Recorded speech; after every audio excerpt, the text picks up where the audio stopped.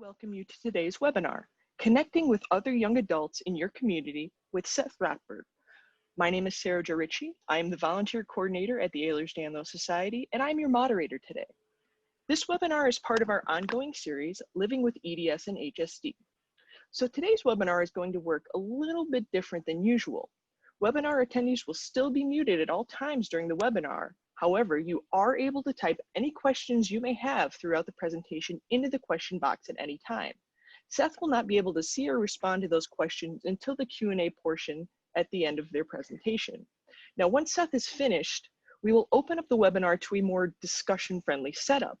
And to do that, we are going to take your questions as they come in and invite you to come on to speak. Now, please don't send your questions more than once. It's not going to increase your chances of having your question answered. It'll only make it harder for us to sift through them and to make sure we can get to as many of your questions as possible. Now, Seth joins us today as a motivational speaker and rare disease advocate who is passionate about using his personal experience to support the health community. His passion is driven by his mother's 17-year battle with the rare genetic disease known as Huntington's disease. At the age of 20, Seth also, oh no, where did my computer go? Okay, sorry about that. Love technology. At the age of 20, Seth also tested positive for the disease and is a gene carrier. He has been involved with the Huntington disease community for over 10 years.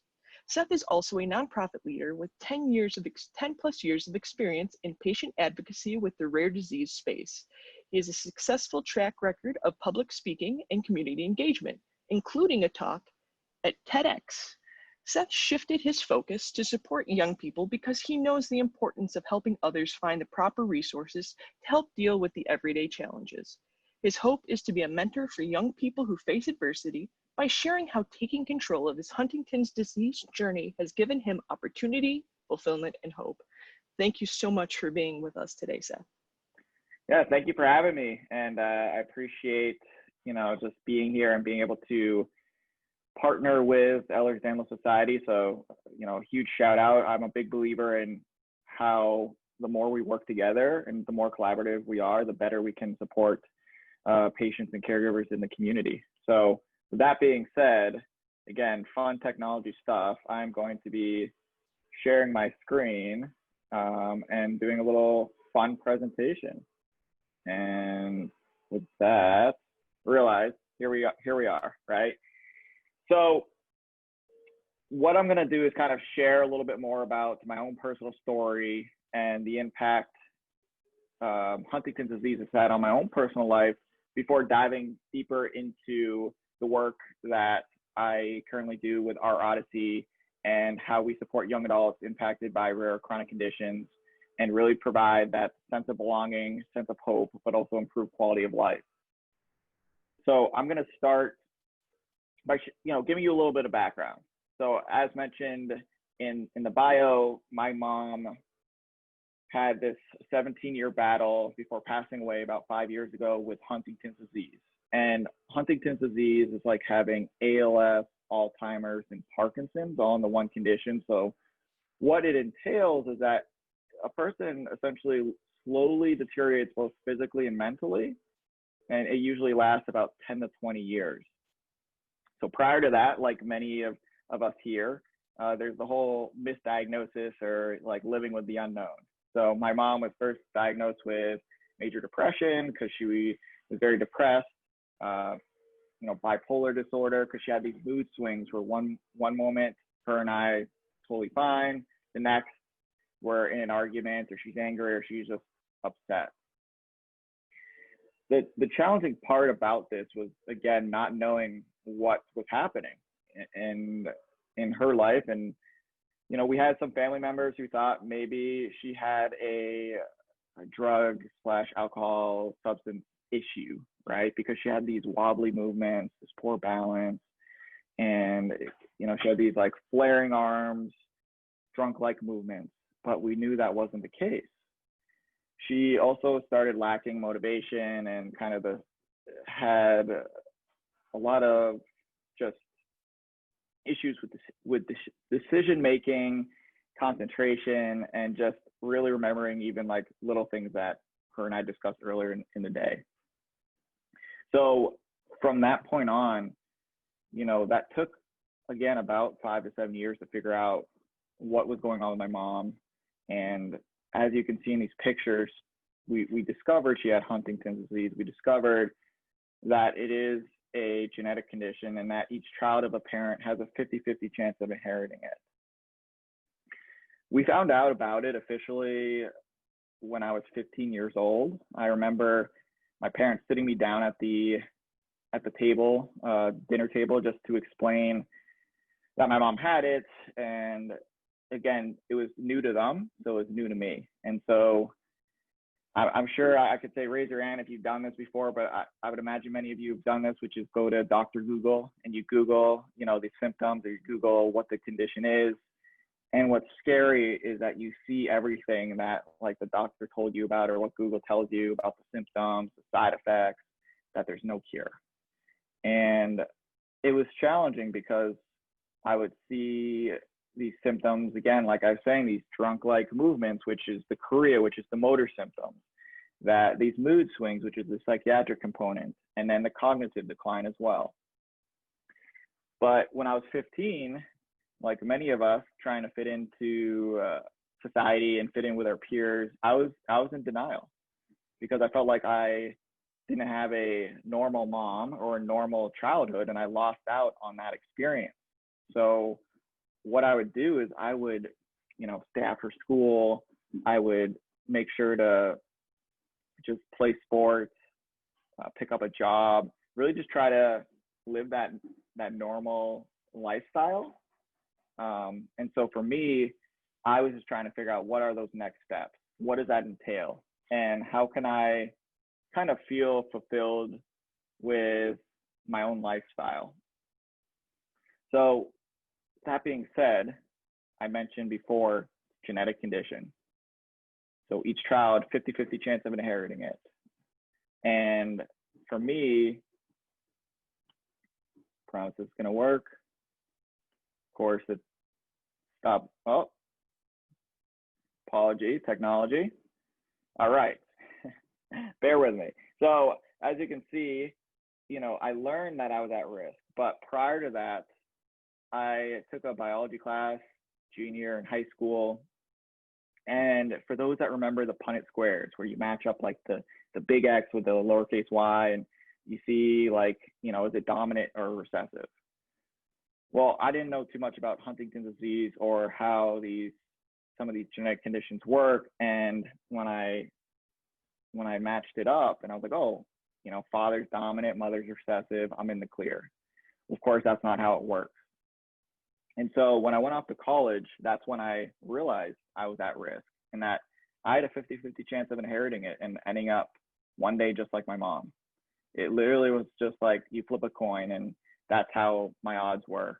And so from that point on, I wanted to get more involved. I realized that I wanted to take control of my life. I wanted to know what the future held.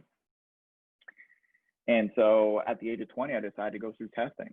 And I found out I tested positive for Huntington's disease. I'm a gene carrier because I'm not symptomatic yet, but I'm still guaranteed to get it 100%. And it's just a matter of time. So going through all of this, learning that I tested positive, learning that there's no cure, learning that there's not much treatment, it's tough, especially as a young person. And what I learned was like, how do you connect with others? How do you connect with other people who just get it? For a long time, and still even to this day, what I've faced is the challenges of trying to fit in with society, to try to manage my own expectations, to just be myself and not be defined by the disease. And so what I learned was like, I was always trying to fit in. I was always trying to be someone I wasn't, just to kind of fit in with society or what society told me I was supposed to be.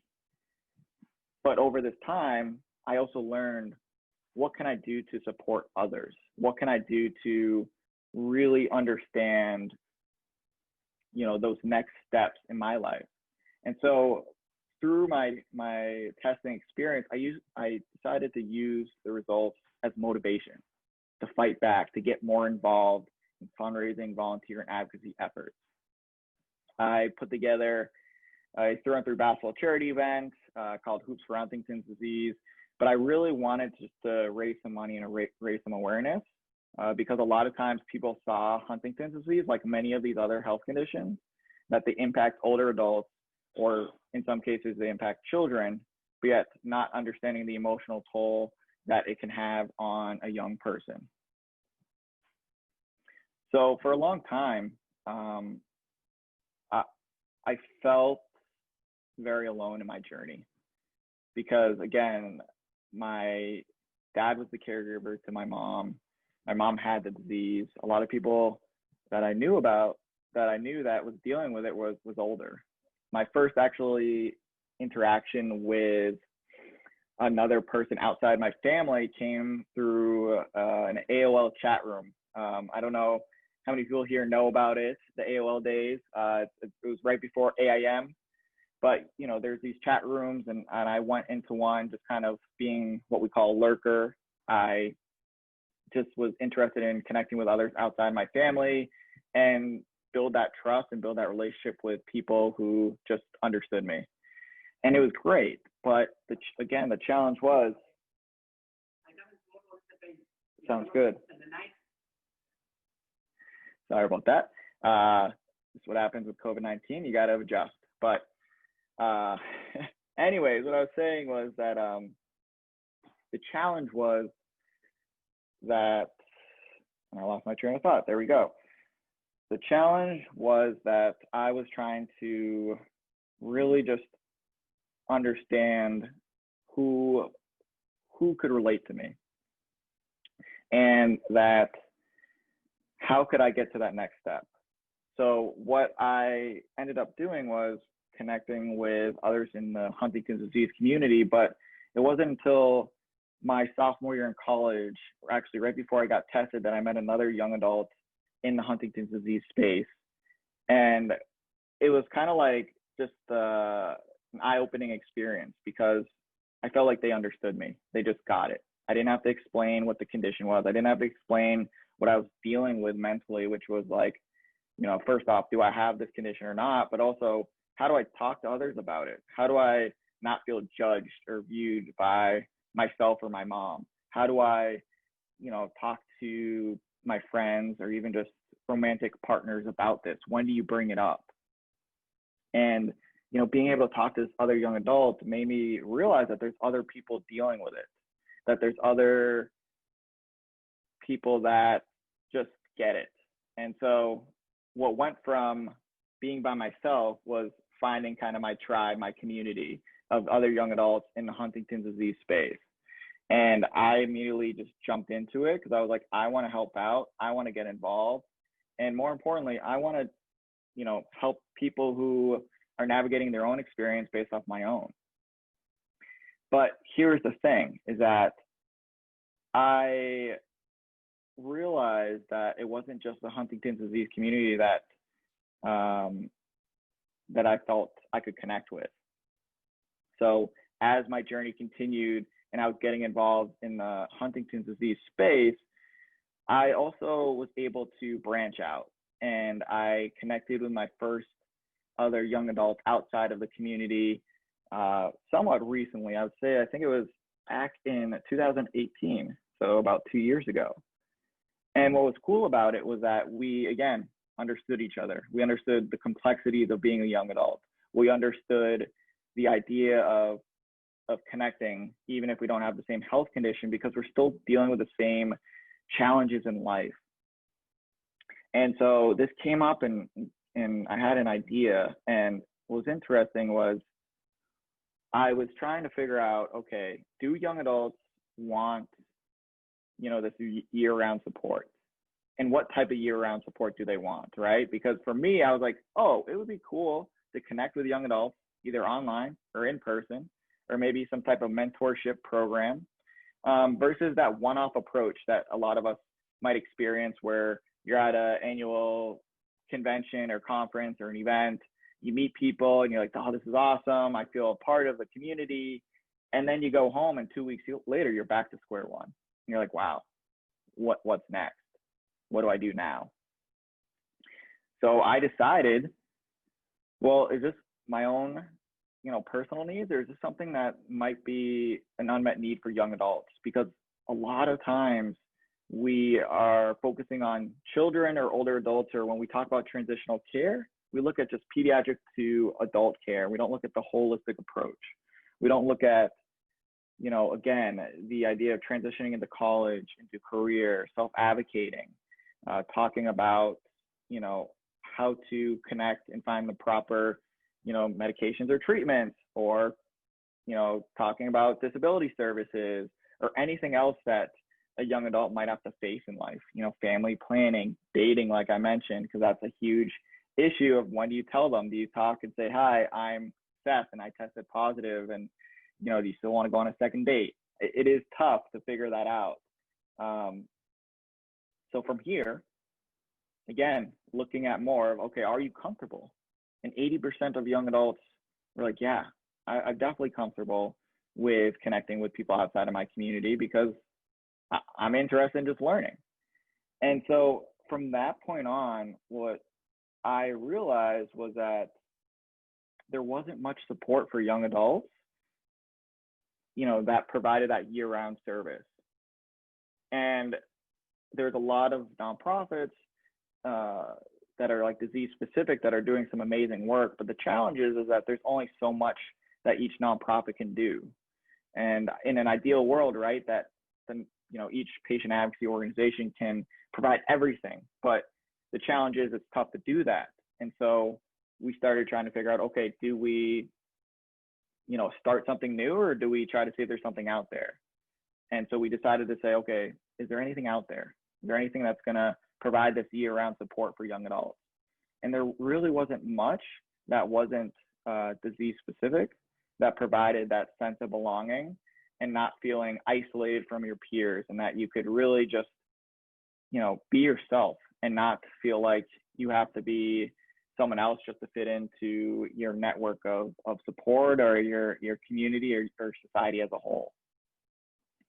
And so, after finding this information out, doing a little research, I'm, a little bit of a data nerd, you could say. I like looking at data. I like to say, okay, let's make sure this isn't just a one-off thing. Let's align it with what the community needs are.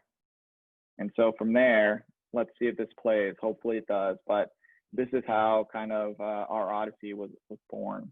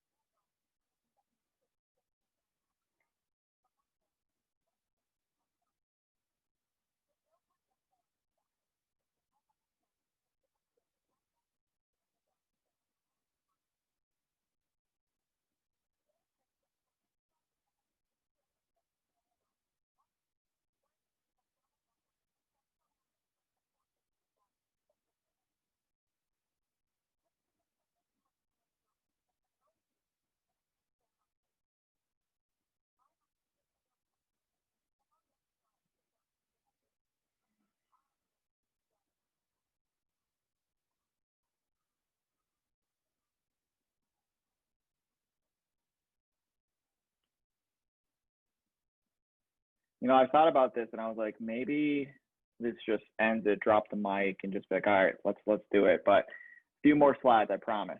And then we can get into some fun discussion, because that's what I really enjoy, especially with COVID and just trying to talk with people. So this next step, right, is my background is in kind of the nonprofit world. I got a master's in nonprofit management.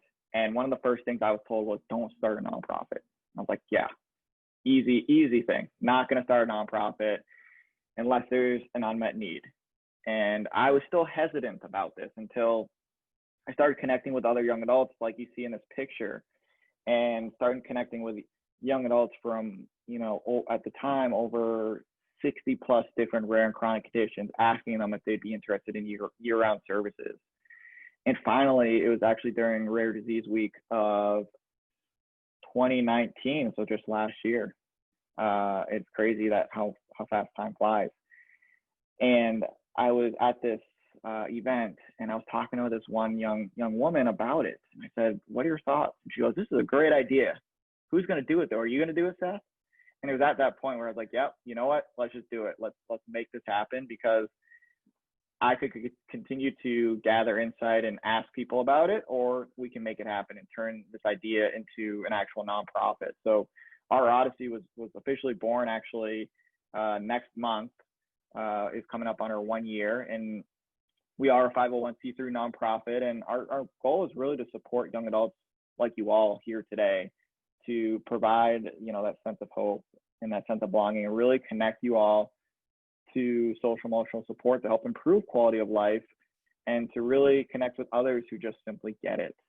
And so how we do this is through two ways. One is in-person meetups. This was, I promise, pre-COVID. And then the other way was through online social gatherings, because we wanted to try to provide different opportunities based off of the needs of young adults, because for our in-person meetups, we're only doing them in specific cities before we grow all over. And we wanted to make sure that young adults had the opportunity to stay connected even virtually. And so what we do offer is, again, in-person and virtual meetups. Our in-person meetups tend to be in Philadelphia, Washington, D.C., Boston, San Diego. New York was supposed to be on the radar this year. Unfortunately, that didn't happen. We have about 15 to 30 attendees per meetup. And then our virtual meetups are a little bit more smaller. Those tend to be about 8 to 10 per meetup is our average attendance. And with each of these meetups, what we offer is just a place where you can connect with others, to network, to learn, to share experiences, and to really try to help support one another when facing some challenges in life. But it's also a place to laugh, to cry, to just have fun, and to build your own kind of community or tribe that you're looking for in life when you're taking that next step. We have people who are either fairly newly diagnosed, to those who have been on their journey for 10, 15, 20 years, and it's totally fine. We try to keep it an open environment. We make sure that people have a chance to share their experience, but also just listen in if they're just trying to learn about different ways to navigate that young adult lifestyle. And so what's exciting with that is we're trying to continue to grow.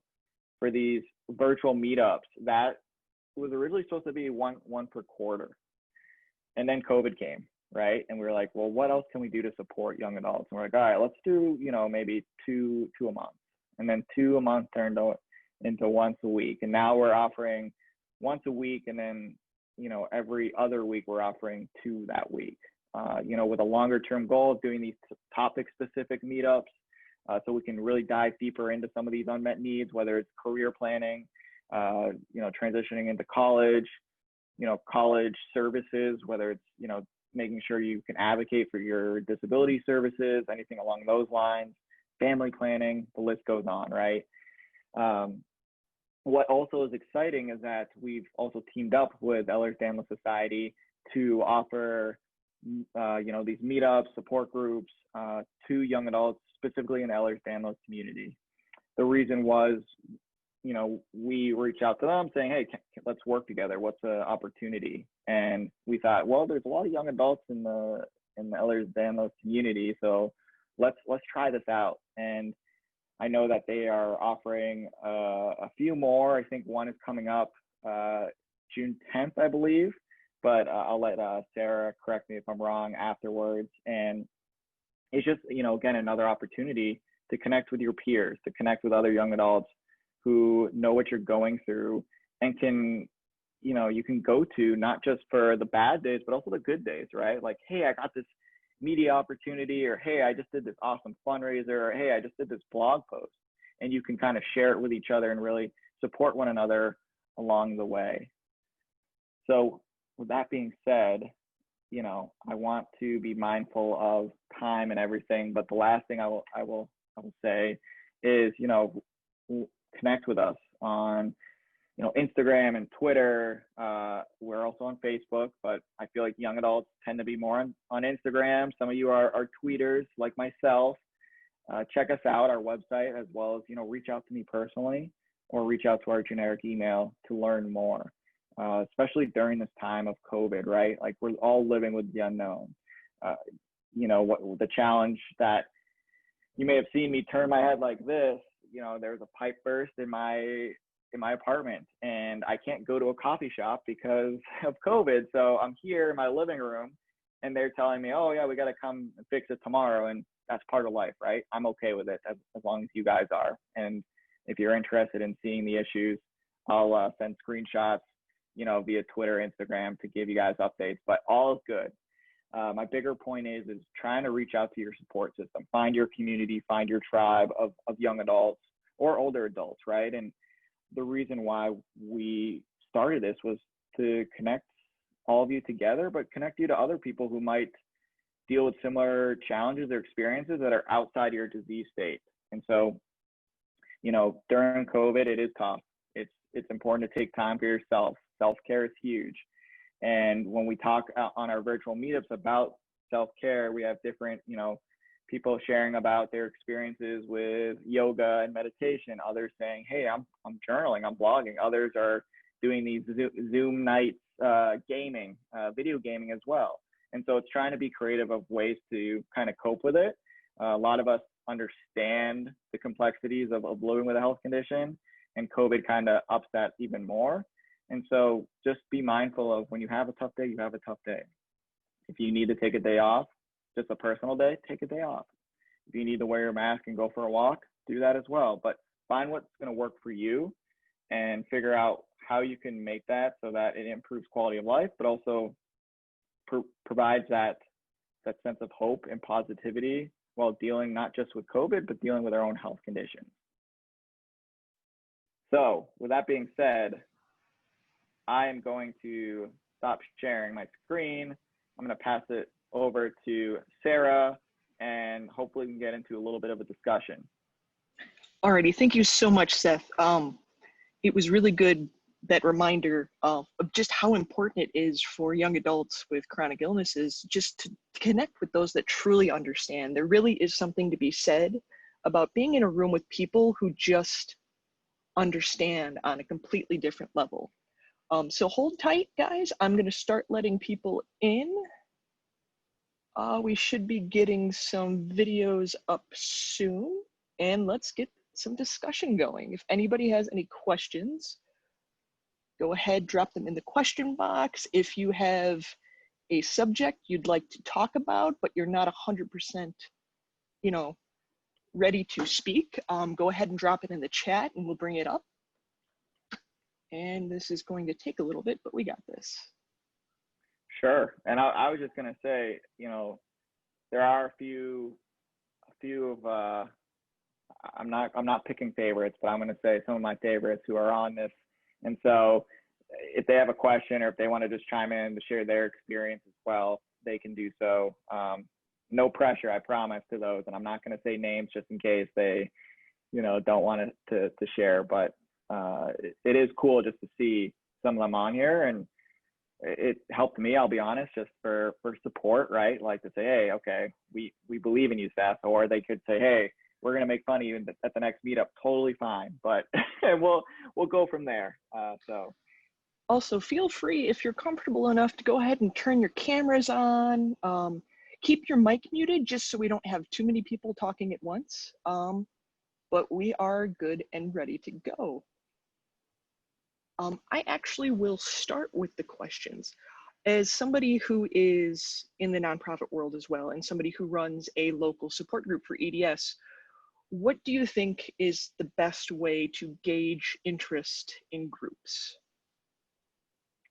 That's a great question. I think it depends on, a few different things. One, it could be like a survey, right? What's cool about Zoom is that you can do actually these polls now, and they're anonymous. It could just be reaching out individually to some of these people and just asking them. I mean, that's what we've done, is we're always looking for feedback, and we're always just asking young adults, what do you want? because a lot of times, right, whether it's a nonprofit or just life in general, we tend to, as a society, assume things, right? We assume we know what's best for someone instead of just simply asking.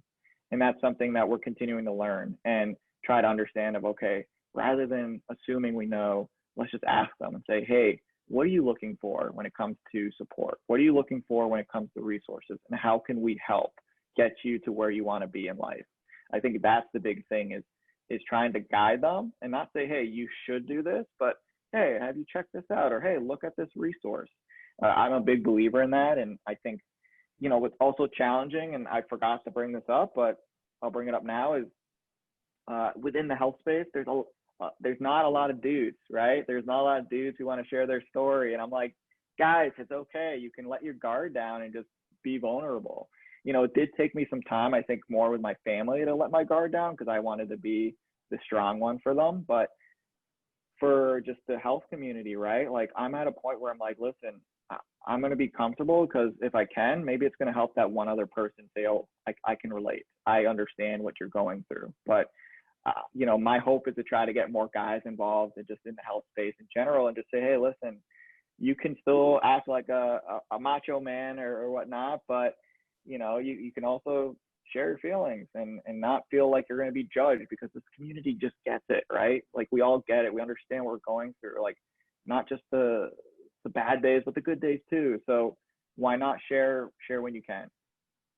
Sounds good. And clarification earlier, I had it wrong in my date book. Our next Our Odyssey Young Adults Meetup is on the 20th, not the 10th, but it is at noon Eastern time. Cool.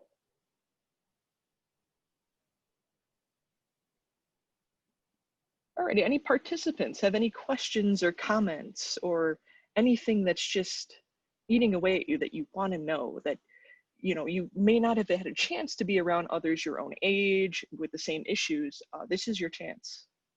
So if you got a question or a comment or just want to say hello, go ahead, raise a hand, or go ahead, just unmute yourself. We're all adults. I'd like to talk for a little bit, if that's all right. My name is Marcel, and I've been going to quite a few of our Odysseys meetups. I didn't know quite what to expect when I first started, because I'm actually from Toronto, Ontario, Canada.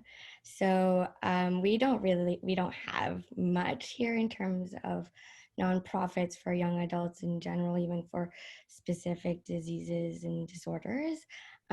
So there's definitely a lack here. And so it was really important to me to find Our Odyssey, and I found such an awesome community there.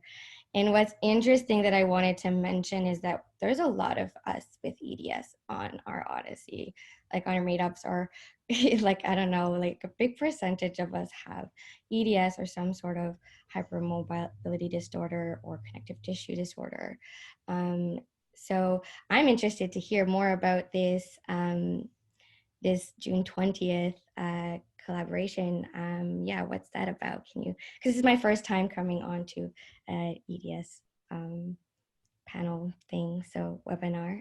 So yeah, I just wanted to know what that was going to be all about, because that sounds super cool. And thanks for listening to me. Do you want to take that one, Seth, or would you like me to take that one? I'll do my best and I'll let you chime in and we'll tag team it. But I promise, first off, I didn't tell Marcel to say any of that. I promise that. So, but Marcel, yes, I will speak highly of her just because she's joined a couple, or I shouldn't say a couple, a lot of them, and she's been just a huge support for us. And it's interesting because we are right now just we're supposed to be in the US, but it's totally fine, right? Because virtual, you can connect with anyone, right? But you know, it is pretty cool. And what I will say is, for the June 20th, our goal is to try to, again, provide that disease-specific meetup. You know, and the reason also for all of you here, the reason why I call it meetup is because we want to keep it informal, right? I mean, yes, it could be somewhat a support group type, but we also like to have fun too.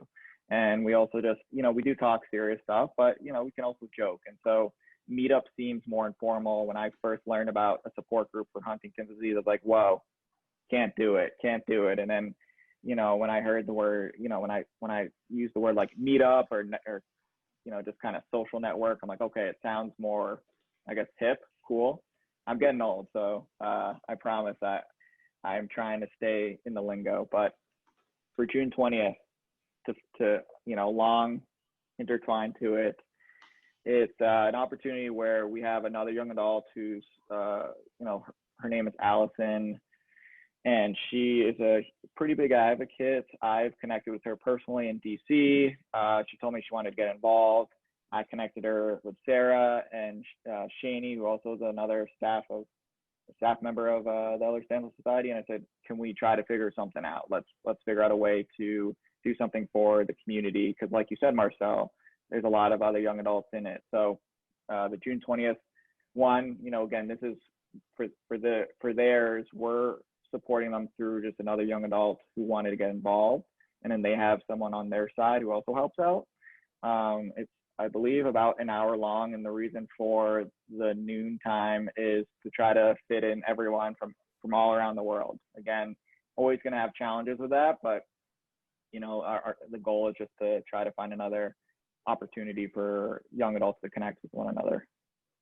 Yes, usually the staff member that is on the young adult calls is Marissa. I'm not sure if anybody has met Marissa through any of the other virtual support groups. Her and I run the Tuesday night COVID chats, but she's wonderful.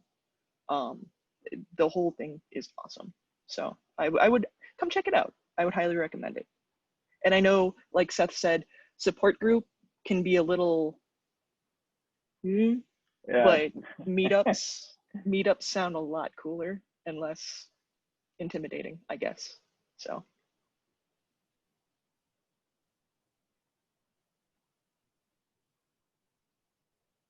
Any other volunteers?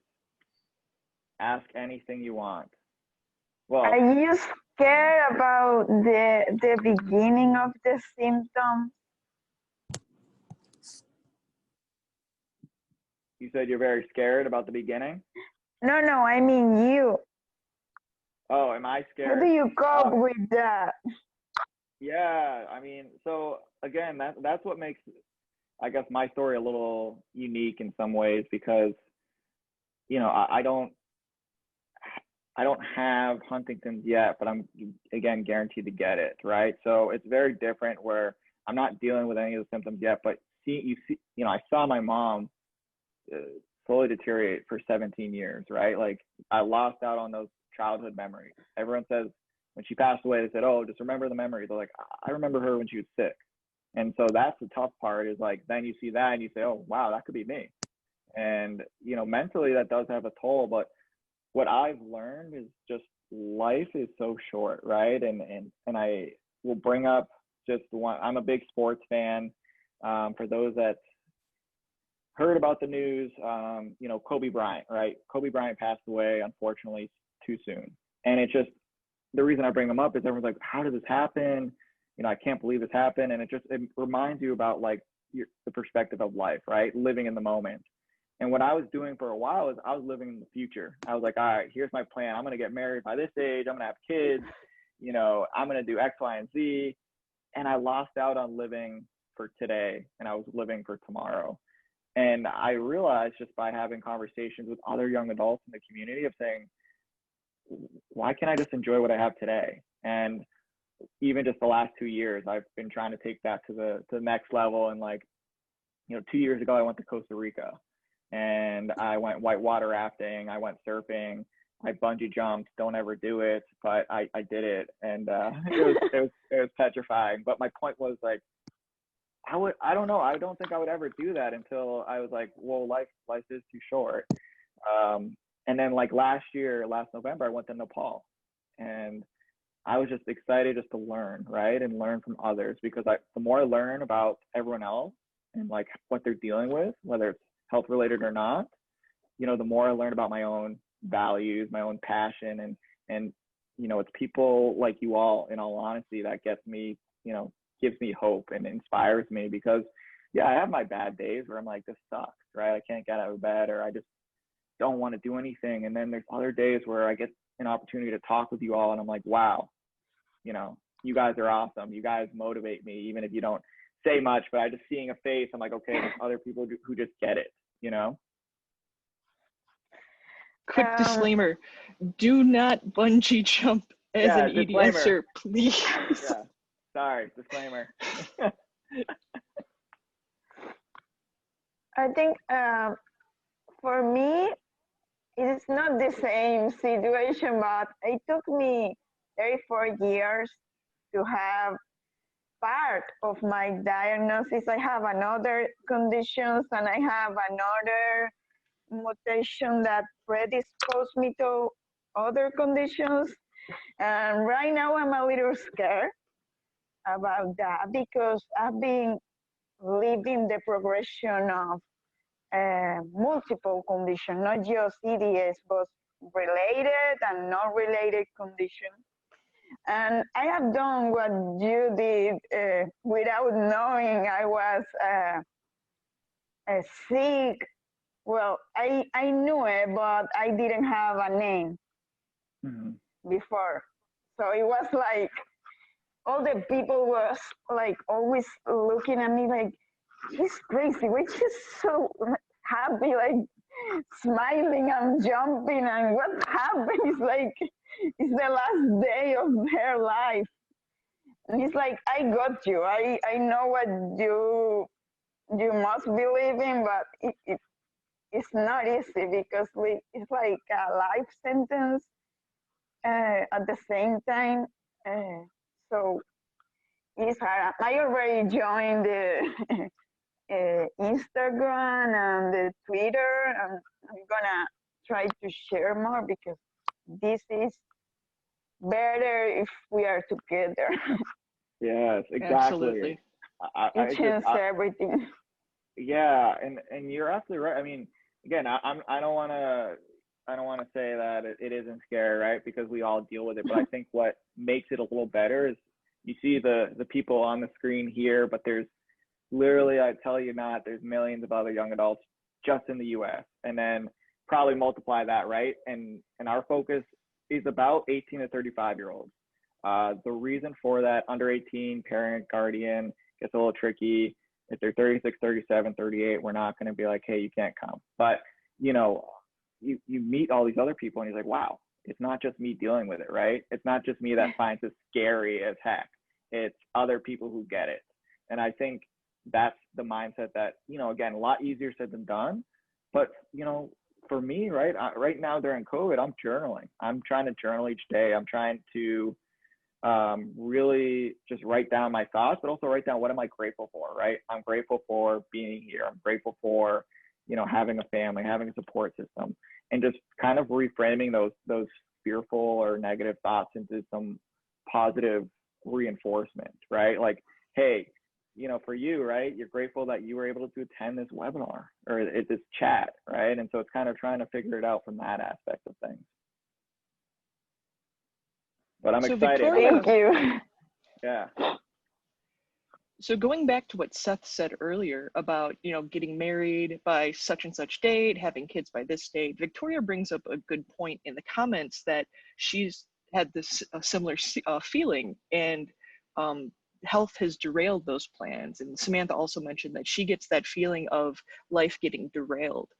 Can anybody here maybe share some experiences on how they cope with that, or strategies they have to maybe get past that feeling like your life is running off of the rails, and how you center yourself to keep on your journey? Anybody?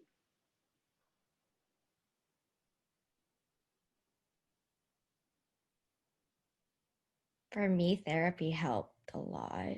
I've been going to therapy a lot, and I've just been very lucky and grateful to have been connected with great psychologists. And yeah, I don't know what I would have done without that. And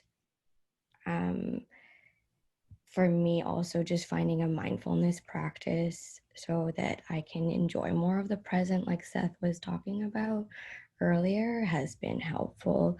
But I'm still grieving. You know, I think grief is one of those weird things. I'm grieving my old life, like a bunch of us, and I've been, you know, I've had this my whole life. But yeah, that's my 2 cents. I hope it helps. Yeah, I'd say therapy is huge, and it's also finding the right therapist. I think that's a big thing. I mean, when I was younger, when I first learned about my mom's diagnosis, I would just go to these therapists and they just wanted to learn about her and not me. And I'm like, dude, I'm right here. Like, let's talk. And it's tough, right? Because you have to figure out, okay, well, what do I want out of therapy and what can I get? And for me personally, there's this type of therapy called cognitive behavioral therapy, which helps with kind of like, at least for me, on my experience, I'm getting like homework assignments, and I'm like, wait, this therapy, or am I going back to school for this? But what was cool is like, you know, it made me think more, it made me open up more, and that it's just, again, it took me a while to find the right people and trying to kind of match based off of my needs, but that's a good start, right? Is maybe make a list of here's what I want to get out of therapy, and then when you talk and start looking for people, that's where you can help get that. And to go to Samantha's point about, you know, kind of feeling derailed and stuff, again, this is just as a society, and I do this a lot too, is we try to compare ourselves to others of saying, oh, I should be here because my friend's here, or my peers are here. But, you know, we have to kind of take that step back and say, okay, what can I do now today to make the most of today, or what can I do that's best? You know, whether it's going to college or finding the right job, right? It takes time, and sometimes we're afraid of time because it's not always on our side. And I can speak about that because that's how I've been living for a while. But I finally decided, you know what, let me make the most of today and figure out what do I need that's going to fulfill my life. And so whether it's, you know, college or career, or trying to find that right aspect of life, you know, try to start writing things down of what you're hoping to accomplish. Maybe create a list of goals that you want to get done in 6 months and then 12 months. Maybe it's getting more involved in Ehlers-Danlos Society, or getting involved with another, you know, community. There's so many opportunities out there, and don't think that you have to like do this huge fundraiser or have to do like a huge presentation. Like literally telling one new friend about just what Ehlers-Danlos is can make a huge difference. And that's kind of where I started, right? I mean, I know we're coming up at the end of the awareness month. It's also Huntington's Disease Awareness Month, among many others. But you know, maybe it's a goal of, hey, I want to write one blog post about my story and share it within the next year. Or hey, I want to find a therapist. Or hey, I want to, you know, find a new career path, or whatever that might be. Maybe it's doing yoga. I know, you know, I'm going to give her a nice little shout out. Marcel does some yoga and whatnot. And you know, it's trying to find what fits your needs and kind of going from there. I've dropped in the chat a link to a webinar that Marissa, the staff member that is helping to run the Our Odyssey talks. It's about mental health, especially in tough times. We did it for COVID, and I believe in there she talks about ways to find a therapist that will fit you best, especially online, now that COVID has kind of changed things up a bit. So it's a very good resource. Mm-hmm. I think in the chat it says, feeling left out of your peers in comparison, that your circumstances aren't the same as typical people. Typical people don't have these issues. So we shouldn't compare ourselves to others without those issues. I agree, 100%. And I read it out loud because I was like, I got to process this. And sometimes I read it and it's like, okay, it makes sense. But totally agree, right? But, you know, I guess for me, sometimes I do compare, right? Like my friends are in, you know, romantic relationships, or they're getting married. And I'm like, dang, I want to do that. Like, but when is my turn? And sometimes when you compare it like that, then you end up losing out on, you know, what you have in your life, like what's in your control, because you don't have control over what your friends do in those decisions. You only have control of what you can do to make the most out of each day. It's a lot easier said than done, but you know, that's a challenge for me because, you know, growing up with a sick mom and understanding everything. And I think maybe some of you can relate of like, you grow up a lot faster than your peers because you have to deal with a lot more crap overall. And so it's like, for me, I have an old soul. I'm 29 and I always say I'm going on like 45, 50 years old, just because like I've gone through so much that I have to figure out, you know, okay, what do I want next? I want to settle down. Maybe it's go find a farm and just get a bunch of dogs and call it a day. Who knows? But it is challenging, right? Because a lot of us just grow up so much faster, and then we're like, we can relate to our peers, but we're also kind of like, you know, kind of onto that next part of my life. And so, you know, that's another part of this, of connecting with young adults, that makes it really cool, because it's like, okay, we can all relate, and we can kind of just cut down to business versus questioning like, oh, it's all in your head, Seth, or hey, like you're overthinking it. It's like, you know what, maybe I am for some of it, but other parts I'm not. And I just want someone to just say, okay, I get what you're saying, right? Versus kind of questioning my thoughts. So we've got another good question in chat, and is also one that pops up whenever we have young adult meetups at conferences and things. And it's, how do you find someone who will accept your whole condition and its ups and downs? Now, whether that's friend or relationship, it's kind of the same. What do you guys think? How do you know when you found that friend or that potential relationship that gets it? Like, how do you know, how do you separate those from people you're not 100% sure?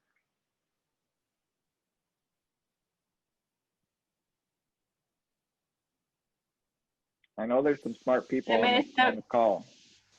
Go for it. I'll go. I was gonna say. Hi, I'm from Russia, quite far from you. Well, yeah, I'm new here and I'm doing this research. I've just, only this year, one doctor, an orthopedist, told me that all the things that I have are all connected, and it is the connective tissue, and that then I started researching and all this stuff. But as far as these friends and relationship, I can talk only about friends. Well,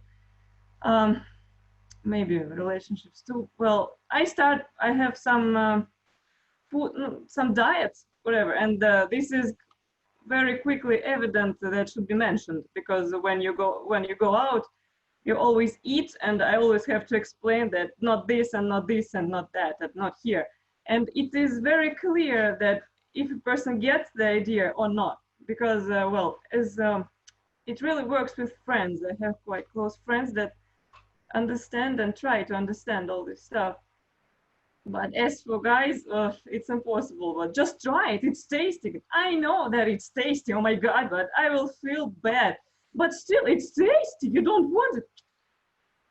I didn't say I didn't want it. I said that I will feel bad if I eat it. And well, and at this moment, it is absolutely clear that the person will not get all that is left behind on the backstage. Yeah, if they just don't even try to get this well, small thing compared to what is not told about. Actually, I don't know myself. I find it hard psychologically. I haven't consulted any therapist yet. I still pretend I'm normal. I try to pretend I'm at work and somewhere, but I realize that the time comes to come out to the light. I don't know, because the condition is getting worse, and I really need understanding, at least somehow. I try to like avoid some strong terms, I don't know, hard terms, but I just say that I have problems with my health, and just please, I need some understanding. But I don't know how to mention all this out loud, really. I'm really afraid, because I don't know what the direction will be. Thanks. Mm-hmm. Oh, I appreciate you sharing. First off, guys stink. Don't worry, right? But in all reality, right? Like, God. So one thing we have to think about, right? Just with how the human body works and whatnot, is that guys don't mature. They mature at a later age. Marcel's laughing at me because I'm always careful of the word choice I use, because sometimes I say something and I don't mean it like that. And so I would say, you know, sometimes it's trying to find someone that just gets you for who you are, and again, not being defined by it. And it is a lot easier said than done. But one thing I will say is, once you kind of put your story out there, it is out there, right? If you were to Google my name, you'll find my story, and I'm okay with that. But I always say that as a cautionary reminder, because some people aren't at that comfort level yet to be able to share that, and that's totally fine. And I think being able to connect with others who kind of understand it is a good stepping stone, or connecting with your friends about it and just sitting them down and talk about it. So, you know, quick thing I will say just before we run out of time is that it actually took me 3 years to tell my dad and my sister. I didn't want my mom to ever find out. She never did. The challenge was I thought that it was just going to add more of an emotional toll to them, when in fact they were supportive from day one.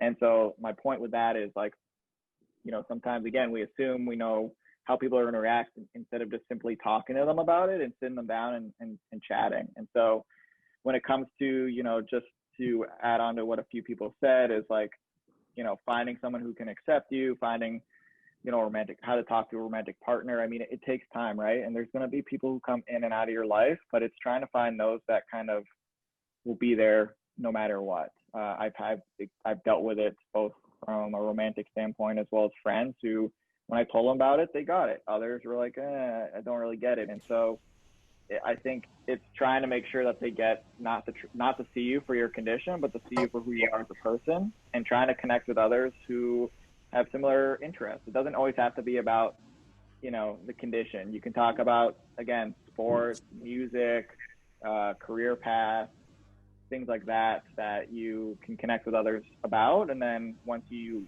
talk with them about that, you can kind of try to better understand where their mindset is, to share with them about, hey, this is what I do, right? Hey, I'm going to this EDS conference, or hey, I'm going to this meetup, right? And they're going to say, well, tell me more about it. And then that's where you can kind of share a little bit more and based off of your comfort level. But yeah, I think that's kind of where we're at. I wish, again, these are always fun. And then, you know, an hour goes by and you're like, okay, now we're done. And when's the next one, right? I think someone said, how can we stay connected? And I'll let Sarah kind of share maybe some ways for people to stay connected. Looks like you can always reach out to people individually. Check out what Sarah posted about the EDS specific meetup, virtual meetup happening June 20th. You can also check out ourodyssey.org. We just posted about some of our June meetups as well.